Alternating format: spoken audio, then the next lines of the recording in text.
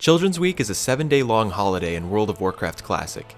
The event is meant to celebrate the human and orcish children left orphaned from the persistent conflicts across Azeroth. It's likely inspired by Japan's version of Children's Day, which occurs on May 5th each year, overlapping with the dates of Children's Week. With Children's Week comes 2 new quest lines, one for Alliance players and one for the Horde, each spanning 7 different quests where you'll escort an orphan from the orphanage to visit iconic locations throughout Kalimdor and the Eastern Kingdoms. These quests reward you with faction reputation, experience, and your choice between 3 unique companion pets or 5 gold. Both quest lines are pretty brief and can be started at level 10, so it's definitely worth doing if you have some downtime or are a pet collector. I'll be covering both the Alliance and Horde quest chains, but the video takes place primarily from an Alliance character's perspective. As always, coordinates for any of the NPCs or locations discussed in this video will be available in the description as well. Now, let's jump into the complete guide for the Children's Week event in World of Warcraft Classic.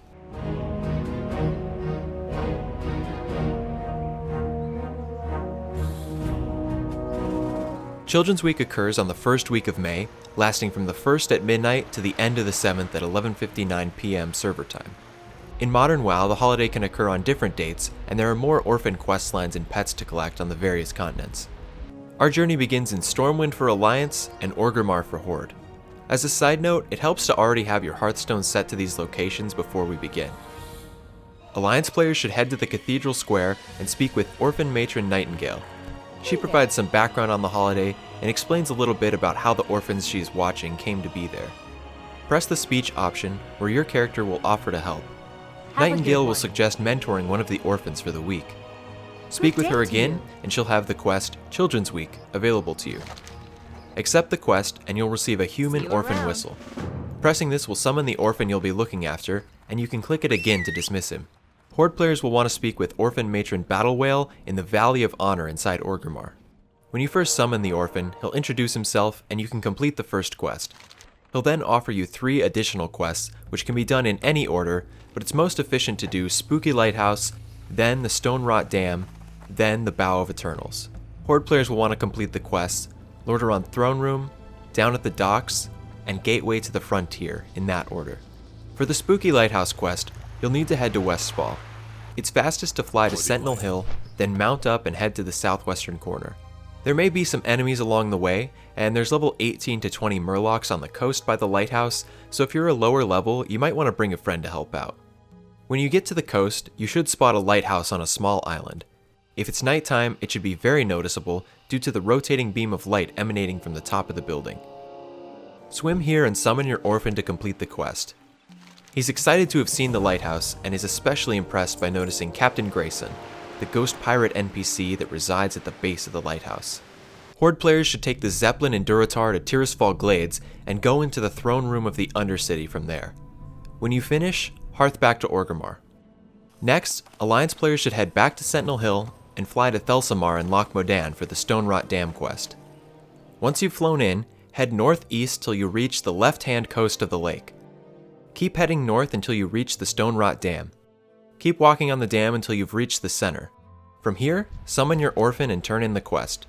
Your companion is impressed with the immensity of the dwarven construction and even foreshadows an event from Cataclysm with the line, "Man, what would happen if the dam ever broke? Wow, that would be scary." I don't know if Blizzard had actually planned that far ahead when this event first came out in spring of 2005, but it does make me think that they were throwing around the idea of having the dam break at some point in the game when this was written. It's cool to think about either way.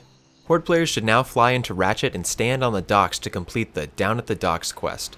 From here, Alliance players need to head back to the Flight Master at Thelsamar and fly into Menethil Harbor. Take the rightmost boat at the docks, which brings you to Darkshore.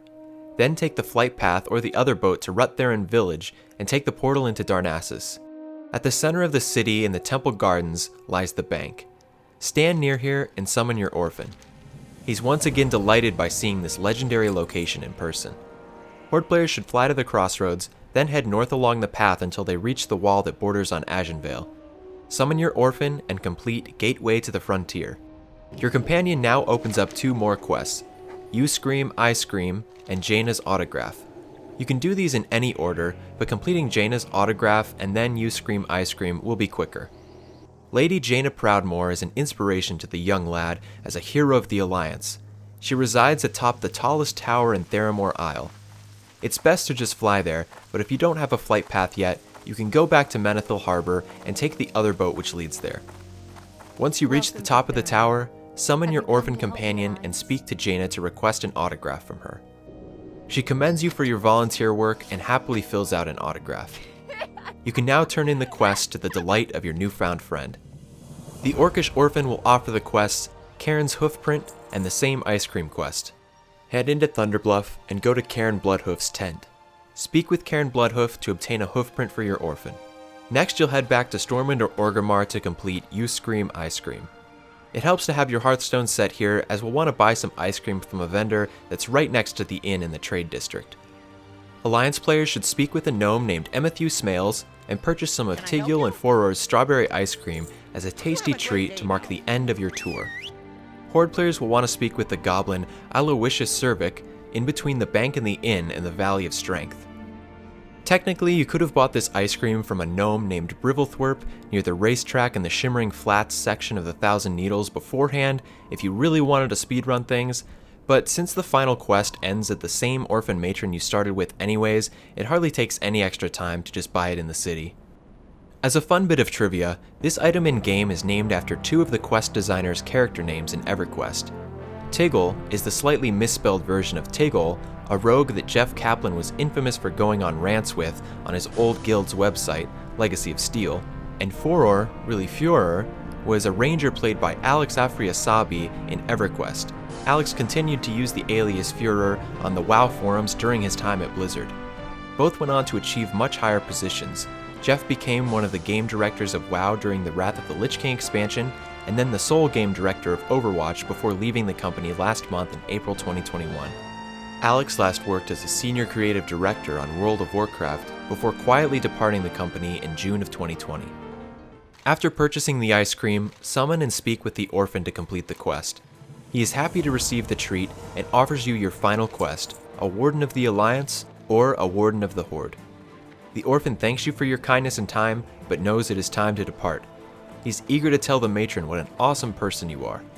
Head back to Orphan Matron Nightingale in the Cathedral Square or Orphan Matron Battle Whale in the Valley of Honor, and you'll get to choose between Piglet's Collar, which summons Mr. Wiggles, a piglet pet, Rat Cage, which summons Whiskers the Rat, a light gray rat pet, Turtle Box, which summons Speedy, a turtle, or Curmudgeon's Payoff, which awards 5 gold to, quote, those who like telling children there's no great Father Winter. You can complete this questline each year to eventually collect all 3 pets, so if you're having difficulty choosing, there's always next year. Completing all of the quests will give you 885 reputation towards all the races on your faction, and 4,900 experience, or 2 gold and 94 silver if you're already at max level. And that concludes all there is to know about the Children's Week holiday in World of Warcraft Classic. If you're watching this after the Burning Crusade Classic has come out, additional Draenei and Blood Elf Orphan quests are available from the Orphan Matron Mercy in Lower Shatrath, with 3 more unique pets to collect. I'll be making another video covering those questlines when the time comes, so stay tuned to the channel for that. If you'd like to see the other Classic holiday guides I've put out, check the Classic Guides playlist in the description below. I'm also in the middle of editing several hours of footage from my 1 to 60 journey in Classic, which I'm planning to release before TBC Classic drops, so hit the subscribe and bell button to be notified when those come out. Don't forget to like the video as well, and if you have any questions or fun holiday memories, I'd love to hear it in the comments section. That's all for this one, and I'll catch you next time.